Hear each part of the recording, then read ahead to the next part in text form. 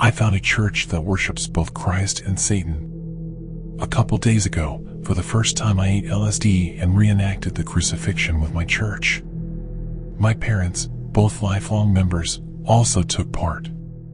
In the place of Jesus Christ, we put the Savior, our infallible leader. No one ever told me the Savior's real name. In our group of over 500 brainwashed fanatics, I had never heard anyone call him anything other than the Savior. Before that day's festivities began, he called me into his personal chambers. As the guard shuffled me through the door, I looked up and saw him. My breath caught in my throat. The effect the Savior had on people was striking. The Savior sat behind a giant mahogany desk with expensive silver statues of archangels and demons neatly arranged around a stack of paperwork. He continued looking down at a piece of paper, frowning, his brow wrinkling. Then he looked up at me. The Savior had burn scars covering his scalp, the back of his neck, and his arms. Folds of shining keloid scar tissue crisscrossed the top of his bald, scarred head. Yet his face was totally untouched. He had striking green eyes. They shone with a muddy radiance. The color of those eyes reminded me of a swamp filled with hidden venomous snakes, some fetid waterhole that hid bones and rotting bodies. His face was aristocratic and chiseled. He had a small, straight nose with high cheekbones. His chin looked as if it were cut from stone, strong and jutting. His eyelashes looked like those of a camel's. The combination of powerful, charismatic elegance and nightmarish scarring marked the Savior in both personality and appearance. He was the unifier of opposites in the flesh, the Tao, the Brahman, and the deathless self. "Adam," he said to me, his deep voice booming throughout the chamber. I gave a weak, anxious smile and bowed my head. "Good morning, Savior. Did you wish to speak with me?" I had absolutely no idea what this man wanted. He stood up, showing off his towering stature. He must have been at least 6'6". He nearly always dwarfed everyone around him, except for the freakishly large bodyguards he kept close at hand at all times. "Today is the day, yes?" he asked, giving me a faint smile. I saw his sparkling white movie star teeth through the parting lips. As I stared into his eyes, I started to feel strange, almost hypnotized. Sound seemed far away and everything felt slow. "Today is your initiation into the fold."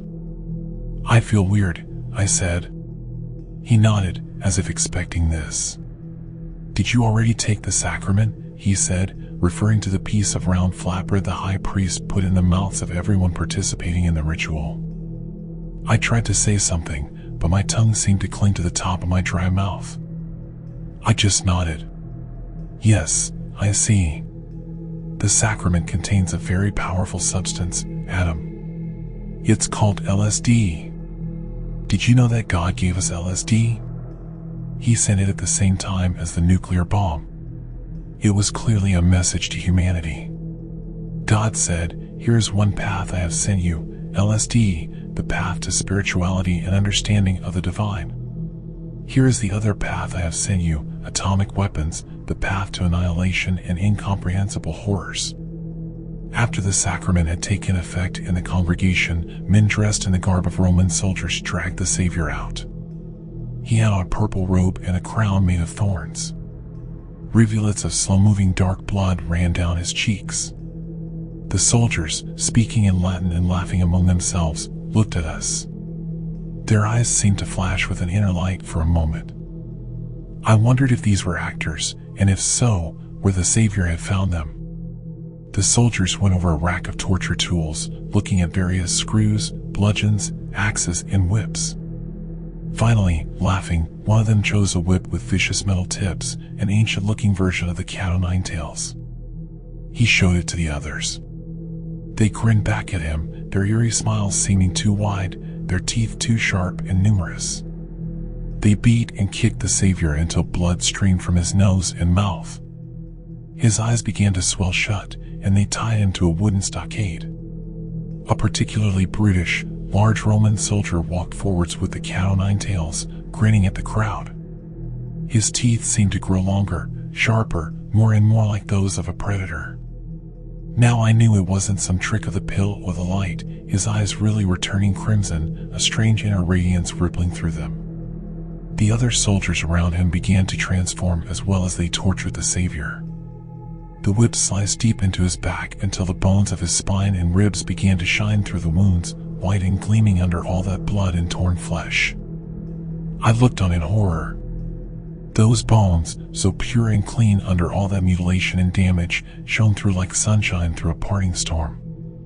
Finally, after the Roman soldiers had their fill, they pulled the whimpering, bleeding man up to his feet. The Savior looked like a boxer before a knockout. He wavered on his feet, weaving and stepping from side to side, his face a mask of agony. Then he fell. The soldiers laughed, kicking him in the face and neck as he called out for God to help him, to kill him, to make it stop. But no one came. I saw the cross nearby. They dragged him over to it and pulled out the wicked silver nails that would do the deed. The Savior had taught us that the final judgment was near, and that to survive and become gods, we must worship both Jesus Christ and Satan. Not only must we worship them, he said, but we must guide them towards reconciliation. Armageddon was very near, and the only way for the universe to survive was to unify the two long-lost brothers, Jesus Christ and Lucifer, twins born from the primordial Godhead at the genesis of creation. If we could succeed in bringing Christ and Satan back together into one ineffable being, if we could convince them to fuse their divine powers, then we could single-handedly prevent the apocalypse. The Savior called the path to summon angels and demons for power the process. I had seen the effects of the rites many times growing up. Sometimes the summoned beings appeared in human form. Yet their eyes always betrayed their true nature, glowing red or turning black during the sacrifices. Our church never tried to summon Christ or Lucifer directly. We always used emissaries to communicate with the divine ones.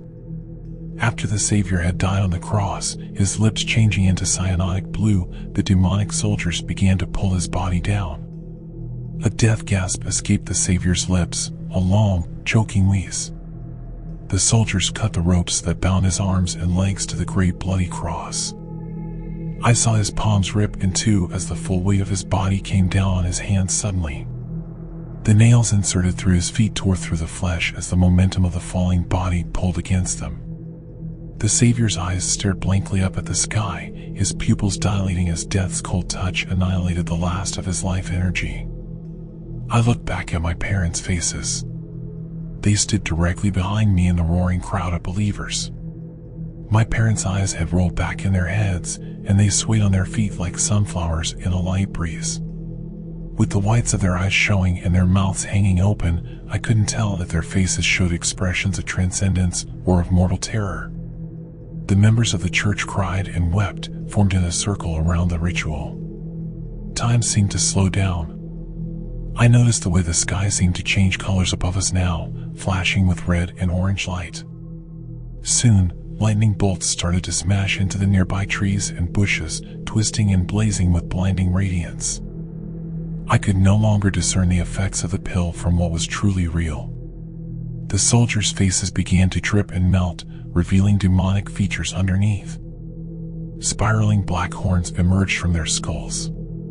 Pale, bone-white skin glistened on their muscular bodies. Their legs reminded me of those of a rhinoceros, flat and round on the bottom. Their fingers appeared long, twisted and vampiric with claw-like nails the same color as their horns, shining like jetstone. The demons had shed their Roman garb and human masks completely now. They stood around the Savior's body, mostly naked except for some silver armor coverings around their waist and torsos. I saw strange symbols engraved into the metal, symbols from a language I had never seen before. It looked like no written script developed by humanity. The letters seemed to morph and shift before my eyes as they dragged the Savior towards the cave. They stopped occasionally to kneel down and suck the blood from his wounds, their sharp, serrated white teeth turning crimson. Then they threw him in the cave and rolled the heavy stone in front of the opening. Sometime during the night, after all the members of the church had gone back to the compound where we slept and ate, the stone rolled away from the mouth of the cave. The Savior, now completely uninjured and unscarred except for his previous burns, stepped out. In his purple robe, he could have been an ancient emperor. He had stepped over the boundary of death before and come back, but every time, it changed him a little more, eat away at something fundamental like a corrosive acid. But it wasn't until hours later when I found out just how demented the Savior had become over his life, performing these insane occult rituals and drawing forces to our group that he could never fully understand or control. The next morning, the Savior called me into his office. I hadn't slept all night. Whatever pills they had given me had kept me wide awake. I saw shadows morphing into silhouettes of people, trees reaching out with arms like an octopus, clouds forming together and breaking apart in the blink of an eye in rapid patterns. As I sat in bed with my eyes closed, I kept seeing those grinning demons wearing the masks of ancient soldiers, speaking in perfect Latin. It felt like a movie playing behind my eyelids, a movie that looped and repeated in all the worst and most disgusting parts. "Adam," the Savior said, smiling beatifically at me. "How was your first experience with the divine?" I didn't know what he expected me to say, so I stumbled through a vague answer. "Oh, just great, so beautiful," I said, lying, returning his smile. Yet inside, my heart quivered with anxiety. My hands trembled, and I could barely keep my teeth from chattering. I felt very cold all of a sudden. "How would you feel about expanding your role in the church?" he asked. I shrugged. "Okay, I guess," I said. I actually wanted nothing less, but I knew the Savior was a very dangerous man. "That's perfect," he said, showing his bleached teeth in a wide, reptilian grin. His eyes sparkled with an inner light and fanaticism. "Because we are trying to get a crew together for some very special missions." "Yes, I think these are the most unique missions imaginable. I like to call them creepy-crawly missions." The word gave me an impression of a child's game, yet it had some sinister undertones. "What's a creepy-crawly mission?" I asked, genuinely curious. "Well, it's a bit of a game, like hide and seek. We here at the church give our members pure black clothing and some knives and guns and send them out to the world to bring back some fuel for the rituals. They do what they have to do to get inside a house, cutting the screen or reaching up through the doggy door or whatever else gets the job done. Then they just capture the people at the house, tie them up and bring them back here. They are offerings for the Ancient Ones. Some, such as the Angel of Death, will not come without such as these." He paused for a long moment, staring straight into my eyes. "Human offerings, you understand. We cannot fulfill the rituals to bring the Ancient Ones out without human sacrifices." "You're killing people?" I asked, horrified, my mouth hanging open. He gave a wave of his hand at this. "Adam, you have to understand, there's no such thing as death. The only thing that dies with the body is the ego. We are liberating these people to an infinite higher plane. We are allowing their primordial consciousness to return to the oneness from which all things emerged. Everything that occurs in this world is like a mirage in front of eternal, timeless eyes peering out from behind the curtain of reality. If you think about it like that, we are actually helping these people." He gave me a subtle wink.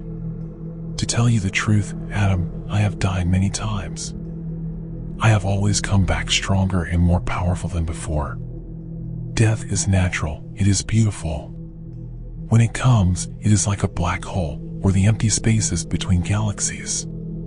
It is cold and black, yes, but also infinite and powerful. So can I count you in? Your parents are already planning on attending tonight." I decided I needed to escape the compound as soon as possible. But this was no easy task. There were cameras, security guards, stores of automatic rifles and grenades and much else besides to contend with. That night, I got out of my bed, putting on extra shirts for warmth. I put on all black clothing and a black hat with black shoes so as to disguise myself in the shadows. I was creeping out of my room when I saw 3 silhouettes in front of me, standing in the dark hall. I saw my parents, also dressed in all black, both holding knives with curving silver blades and carved opal handles. On the handles, I saw the faces of angels and demons. My father also had a pistol strapped to his waist. The Savior stood next to them in his impeccable purple robes, a smile of enlightenment and peace spread across his proud, aristocratic face. My father had a lunatic expression on his grinning face. My mother constantly trembled, her pupils dilated, her eyes constantly flicking to the left and right. I wondered whether the Savior gave them pills before a creepy-crawly mission. "Ah, good," the Savior said. "I see you've already dressed for the occasion. We were just coming to check on you, Adam. It is time to prove your loyalty to the church once and for all. It is time to take your first life. It is, I can assure you, a godlike feeling. After all, if God has power over life and death, why shouldn't we, who seek to become like him?" My father nodded along like a puppet, my mother simply trembling at his side, the long, wicked knife clenched tight in her shaking hand. The Savior reached into his robes and pulled out a similar knife. I saw it had an opal handle, finely crafted and glistening like rainbows. He handed it to me, bowing his head slightly and extending the handle out. "Your time has come, Adam. It is time to prove your worth to the church." My parents and another man from the church went on the mission. I drove the car, a dark, inconspicuous sedan. They said I was to stay in the car during the actual creepy-crawly mission, at least for the first time. I was to be the driver and look out, but more importantly, they said I should watch and learn. "The Savior says to grab a child for the ritual," my father said, grinning. "But the rest of the family can be slaughtered like pigs. No witnesses can survive." They instructed me towards a rich area of the city. Soon I was on high mountain streets with suburban homes looking down upon the ghetto far below. This was where the rich people lived, I knew. I could tell by looking at the mansions and the giant swimming pools around every house. My father instructed me to pull over near a secluded, dark house at the end of a cul-de-sac. I parked the car. With a pounding heart, I watched them get out and climb the gates, nimbly reaching up like salamanders and pulling themselves over. A few minutes later, I saw a half-dressed man and woman run out the front door. Their underwear and shirts were soaked in blood. They had deep slash marks on their face, their neck, their chests, and arms. Rivulets of it ran down their naked legs and feet. Behind them, I saw 3 dark, grinning silhouettes walking slowly and laughing. I started the car and drove away quickly after seeing the bodies collapse on the lawn. The figures standing over the limp bodies knelt down and stabbed them over and over, dozens of times. That was the last thing I saw as I turned down off the street, hyperventilating, a rising sense of panic overtaking my mind. I quickly got lost. I just kept driving until the car ran out of gas. By then, I had driven for a few hours and somehow ended up in the next state over. A massive state park bordered the town where I found myself. I walked for a while and found a cabin with no one inside. I smashed a window and got in, but I don't know if it is far enough away. I feel like there's eyes running over my back, like the next shadow I see will turn out to be a church member dressed in all black and waiting for me. Because the Savior has many more fanatics, and he is sending them all out on creepy crawly missions. And soon, they may be coming to a house near you.